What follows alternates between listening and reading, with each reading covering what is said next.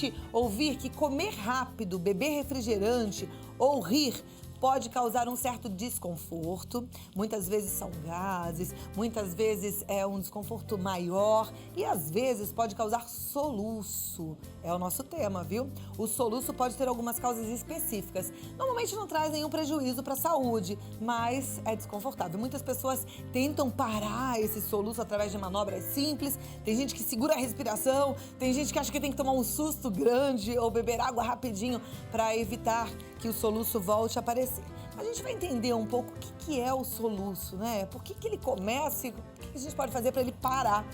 Quem explica isso tudo pra gente é a doutora Cristine Lengler, que é gastroenterologista, ela é médica do Hospital São Luís e já tá aqui para conversar com a gente. Muito obrigada, muito bom te receber. Prazer é meu em participar do programa. Então, vamos sentar ali pra gente conversar um pouquinho mais sobre soluço. Imagina, você começa a soluçar aqui. Soluço é desconfortável, a gente resolve né? rapidinho. Resolve rapidinho? Então tem solução. Nem sempre, tem solução. Então já é um bom começo para esse nosso bate-papo, né? Com certeza. Agora, por que a gente tem soluço, hein? O soluço ele é provocado por uma contração, um espasmo do músculo que separa o tórax do abdômen, que se chama diafragma, tá?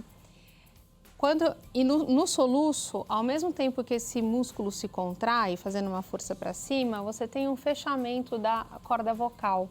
E aí faz aquele barulhinho típico do soluço, que é o ar voltando e encontrando uma dificuldade para passar. E ele pode ter inúmeras causas, né? Desde coisas mais simples, como por exemplo o que você mencionou, a pessoa ter uma refeição muito grande, né? Comer em excesso, um volume de alimento em excesso no estômago pode provocar soluço. Consumo de bebidas gaseificadas, refrigerante, água com gás, dependendo da quantidade que consome, também pode provocar um soluço. Bebidas alcoólicas, o consumo de bebida alcoólica, ele pode provocar soluço também. Coisas como mudança brusca de temperatura também é uma outra causa simples de soluço. Um estresse emocional, o susto que todo mundo fala, que é para ser usado para tratar o soluço, ele na verdade pode ser uma causa, né? Principalmente pessoas muito ansiosas. Elas podem ter soluço, na verdade, sem um desencadeador muito específico. Mas ele pode também ter doenças como causas, né? Que tipo de doenças podem ser a causa do soluço? O soluço, ele pode ser... É bom a gente falar sobre essas doenças, porque às vezes você está convivendo aí com uma frequência de soluços, tem uma doença por trás dessa história e aí agora é a hora do alerta, né? Quando que a gente pensa que o soluço pode ser causado por alguma doença? Quando ele persiste. Na verdade, não é necessariamente quem tem soluço com frequência, mas quem começa a soluçar e não para. E existem pessoas assim? Existem. A gente tem casos de pessoas que ficam meses soluçando, mais de um mês soluçando, tá? Toda vez que o soluço durar mais do que um dia, 48 horas, a gente sempre recomenda que seja procurado um serviço médico, porque aí você já tem que começar a pensar em doenças como causas do soluço. E, bom, que tipo de doença você me perguntou? O soluço ele pode ser provocado por qualquer problema que vá atuar no nervo que controla, os dois nervos, na verdade, que controlam a contração do diafragma que fica aqui. Que um nervo se chama nervo vago e outro se chama nervo frênico. Então, se você tiver alguma situação em que você tem uma irritação desse nervo, por exemplo, você pode começar a ter soluço. O que pode causar irritação nesse nervo? Problemas locais, né? Por exemplo, doença do refluxo gastroesofágico, pancreatite, que é a inflamação do pâncreas que fica bem juntinho do diafragma, é uma outra coisa que pode dar soluço. Você pode ter doenças neurológicas causando soluço, então, por exemplo, infecções do sistema nervoso central, como meningite, encefalite, elas podem provocar soluço que não melhora, derrame, um AVC. Pode provocar um tumor em determinadas áreas do cérebro, também pode provocar um soluço que não passa. Então, assim, as causas, você pode ter soluço como uma complicação de algum procedimento cirúrgico, em que você tem uma lesão desses nervos acidentalmente, ou como complicação também de alguma cirurgia, ao pós-operatório de cirurgia abdominal em geral. Tudo que mexe na barriga, que tem alguma correlação com o diafragma, pode dar soluço. Então, se a pessoa começa a soluçar e não melhora, a gente tem também algumas situações tipo insuficiência renal, diabetes que está descompensado, pode dar soluço. Então sempre que começa a soluçar e não para, deve-se procurar um atendimento médico. Tá, para ver qual é a causa desse soluço, né? Agora, a gente já falou um pouco sobre o que é, mas é importante a gente entender como é que a gente faz para passar esse soluço se ele não tem uma causa como essa que a gente acabou de ouvir da médica, que são causas que precisam ser tratadas, né? E coisas sérias até mesmo, como diabetes ou um problema diferente disso. Você ouviu ainda há pouco. Mas e quando é um soluço simples? Será que tem solução? Daqui a pouco a gente vai ouvir aqui a resposta de alguém que entende desse assunto. Mas na rua tem um monte de palpiteiro de plantão. Com certeza. Vamos ver o que eles andam fazendo? Vamos. Então pode soltar o vídeo. Quando a senhora tá com soluço, o que você faz para passar?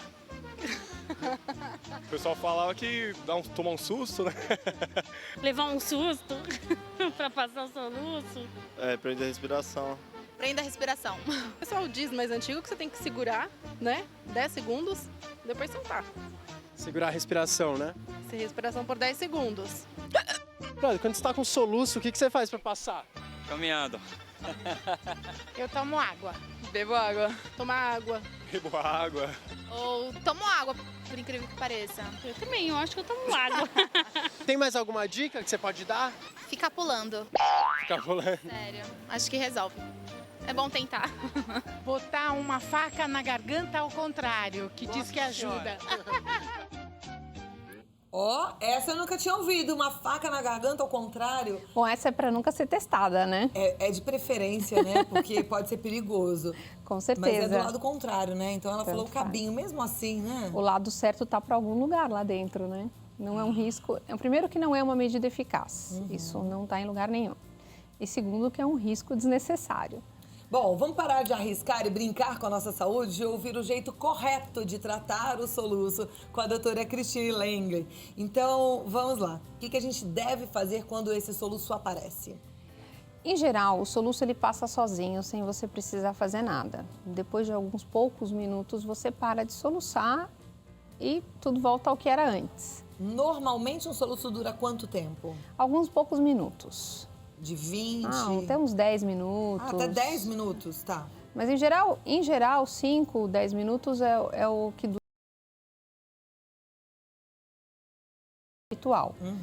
E existem realmente algumas medidas caseiras que ajudam a passar o soluço, mas não a faca dentro da boca. Não a faca dentro. O que ajuda a passar o soluço, que é a medida caseira? Olha, realmente, prender a respiração.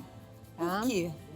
Porque na hora que você prende a respiração, você prende com o pulmão cheio de ar. Esse diafragma, ele é empurrado para baixo, ele é esticado. Então, isso evita que ele dificulta aquela contração que provoca o soluço. Tá.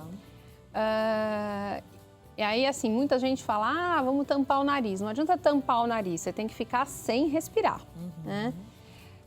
Você pode também respirar dentro de um saco de papel. Aí lembrando que nunca usar saco plástico, porque pode causar asfixia, e também não botar o saco de papel na cabeça. Então você vai respirar no saco, você vai respirando devagar, normalmente dentro do saco, até o soluço desaparecer. Uma outra medida caseira que ajuda é beber água gelada, não é qualquer água. Quanto mais gelada, aquela água que está quase congelando. Você beber água gelada, não adianta beber rápido, que é uma das coisas que as pessoas falam. Na verdade, se você beber muito rápido, você corre até o risco de engasgar, que é perigoso. Então, o ideal é tomar água bem gelada, de preferência de canudinho. O fato de você chupar no canudinho também faz uma pressão diferente dentro do tórax e do abdômen e favorece para o soluço. Uma outra coisa que pode ser feita também é você fazer gargarejo com aquela água bem gelada. O ato de você virar o pescoço para cima e ficar mexendo na musculatura também ajuda a parar o soluço. Existe popularmente uma recomendação, apesar de ninguém ter falado ali, eu já ouvi falar também de você engolir açúcar granulado. Engolir o açúcar granulado até ajuda a parar de ter soluço, Mas como o açúcar é seco, também tem o risco da pessoa engasgar. Então, apesar de se falar popularmente disso e ter realmente algum efeito, eu não recomendo. Tá? Mas essas são as medidas simples, caseiras, mais fáceis de serem feitas. Tem mãe que coloca um papel molhado na testa do filho. Isso é crendice. Soluço para porque tinha que parar. Para porque tinha que parar. É besteira fazer isso. Ele já ia parar de qualquer jeito. E tem gente que acha que andar descalça pela casa provoca o soluço. Também não. Uma outra coisa que você pode fazer, o caminhar não, mas você dobrar os joelhos contra o tronco.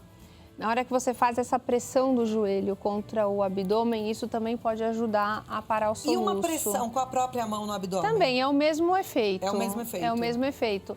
A questão é que é mais difícil você fazer essa pressão de maneira que realmente vai ter um efeito sobre o diafragma. É mais fácil você parar de respirar.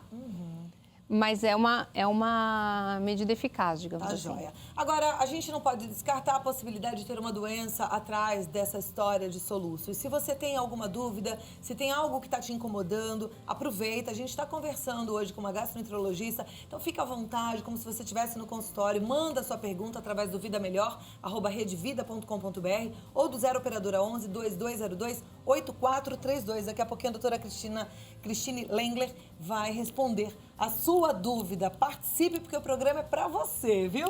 Segura aí um pouquinho que eu já volto pra gente começar a tirar a dúvida do telespectador. A gente continua o nosso papo de hoje com a doutora Cristine Lengler. O assunto é soluço, né, doutora Cristine? Tem um monte de gente participando e eu tava até aqui, a gente tava impressionado com a quantidade de gente que sofre com soluço. Aliás, assim, gente que sofre alguns anos já com soluço, né? E o intuito é ajudar a você que está em casa. Então, a primeira pergunta é da Fabiana. Ela diz, boa tarde, meu filho tem 6 anos e desde que ele nasceu, ele não pode rir muito, porque dá um soluço muito forte. Ela dá água e o soluço passa. Ela quer saber se isso pode estar relacionado com alguma doença. Não, dificilmente. O soluço que é relacionado com doença, ele é um soluço que a principal característica é a duração, né? Aquele soluço que começa e não passa. Existem pessoas que têm uma predisposição, uma probabilidade maior de ter soluços. E o fato de você ter com frequência não necessariamente indica uma doença. O que faz a gente se preocupar realmente é aquele soluço que começa e não para. Que a pessoa passa o dia com soluço, dorme com soluço, acorda com soluço. Exatamente. Ok. Bom, a pergunta agora é da Márcia, ela é de Joinville. Ela diz, boa tarde, meu bebê tem 6 meses e já desde a gravidez sentia que ele tinha soluço. E agora mesmo ele está com soluço. Geralmente quando ele tem, eu dou mamar. Mas será que ele pode ter algum problema ou é normal em bebês? O soluço é comum nos bebês? Não. Ele pode acontecer. Ela, com certeza, o que ela sentia no útero não era um soluço, porque a gente não respira dentro do útero. Né? Não é soluço? Não, o pulmãozinho do bebê, ele passa a funcionar quando ele nasce. A gente que, não tem a respiração. A gente tem umas pontadinhas frequentes com um espaço de tempo igual ao do soluço. O que é isso, então? Geralmente é o bebê se mexendo. Mesmo que seja ritmado? Mesmo que seja ritmado. É? Olha que interessante, eu também achava que era soluço. Não. Não é, não tem. O bebê não respira. Não, o bebê não soluço. respira. Ele, inclusive, quando você tem um bebê que nasce prematuro, você tem que, inclusive, ou dar um tratamento intraútero ou dar medicamento para a mãe para maturar o pulmão, para ele ter capacidade de respirar quando nasce. Agora, um bebê que tem soluço com frequência, ele pode ter, junto com esse soluço, um refluxo? Pode. Em bebê, eu até acredito que a causa mais comum, eu não sou pediatra, tá? Mas eu acredito que uma das causas comuns de soluço em bebês possa ser o refluxo, que também é relativamente comum, né? Eu acho que o bebê que soluça toda hora, a mãe deve levar ao pediatra e conversar sobre isso. Que existe uma possibilidade de ser um refluxo, que de repente não está sendo adequadamente tratado, que seja o promotor do soluço frequente. Ok. Falando em refluxo, a Rosimeire Costa Andrade, ela é de São Paulo e pergunta, o refluxo, se não tratado, pode evoluir para uma doença mais séria? Sim. O refluxo, dependendo da intensidade, do efeito que ele causa na mucosa do esôfago, que é a camada que reveste o esôfago por dentro, você vai causando umas erosões, ou seja, que o refluxo nada mais é do que o retorno do ácido do estômago. E o esôfago é um ambiente básico.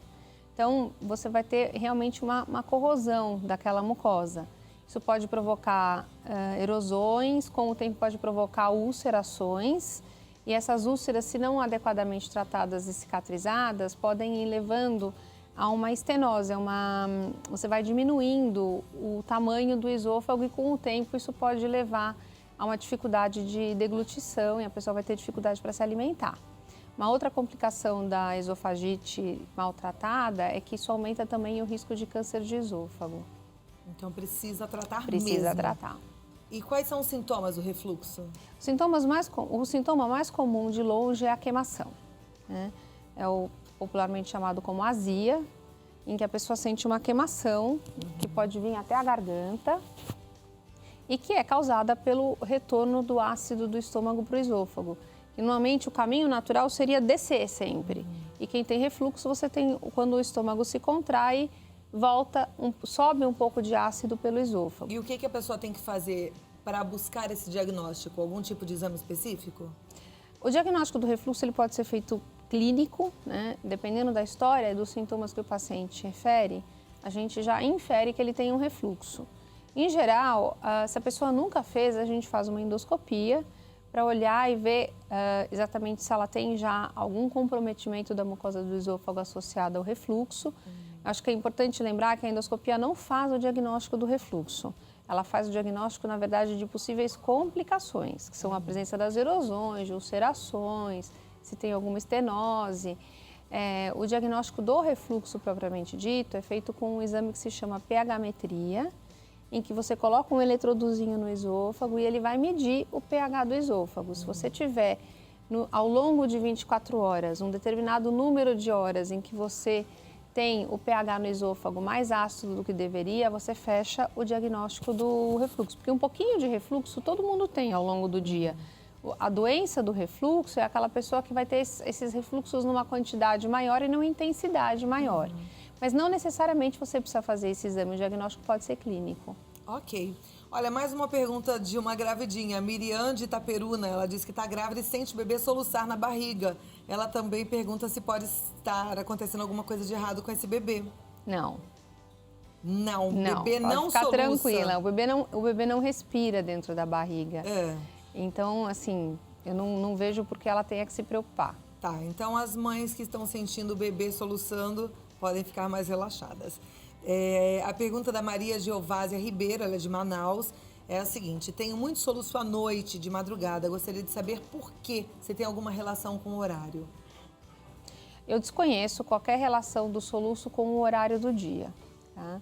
O que existe é com mudança de temperatura, então eventualmente, dependendo de onde ela mora, se ela é exposta a uma temperatura mais baixa do que estava durante o dia, isso possa intervir. Mas eu realmente não conheço. À noite, precisa ver o que ela tem de hábito de vida à noite, né? O que ela costuma fazer, porque às vezes a pessoa tem alguma tarefa que ela só faz à noite, por exemplo. E tem a outra questão que é se ela tem durante o sono, de repente ela está tendo refluxo. Quando a gente deita, ela está deitada, talvez ela esteja você com tem refluxo. mais refluxo. Tá, é bom pesquisar também, né? Agora o Valmir Reisas, né, ele é do Rio de Janeiro, ele disse que está com soluço há mais de 2 anos. E desde então ele já procurou vários médicos, várias especialidades e não encontrou nenhum resultado. Ele quer saber o que ele deve fazer, o que pode ser isso. Podem ser várias coisas. Ele precisaria... Você investiga e não acha nenhuma causa tratável, né, nenhuma causa que você tratando a causa o soluço melhora, existe descrição na literatura médica de alguns procedimentos que você pode usar para fazer a pessoa parar de soluçar. Mas isso geralmente são medidas extremas, em casos muito específicos, né, em que existem 2 coisas que podem ser feitas. Uma delas eles colocam uma injeção de uma substância anestésica no nervo que controla a contração do diafragma. E existe também, eu realmente vou te dizer que eu desconheço se está disponível no Brasil, um marca-passozinho que você coloca para controlar a contração da região. Ok. Bom, tem mais aqui, pergunta da Cristiane de Florianópolis. Ela pergunta se o soluço numa pessoa idosa que não passa, fica ao dia e fica à noite, pode também estar relacionado a alguma doença? Pode sim, existem complicações do diabetes, que é muito comum em idoso, alterações relacionadas ao mau funcionamento dos rins, que também é muito mais comum em idosos. São as coisas que me ocorreriam com maior frequência, que a gente tem que associar com uma idade mais avançada.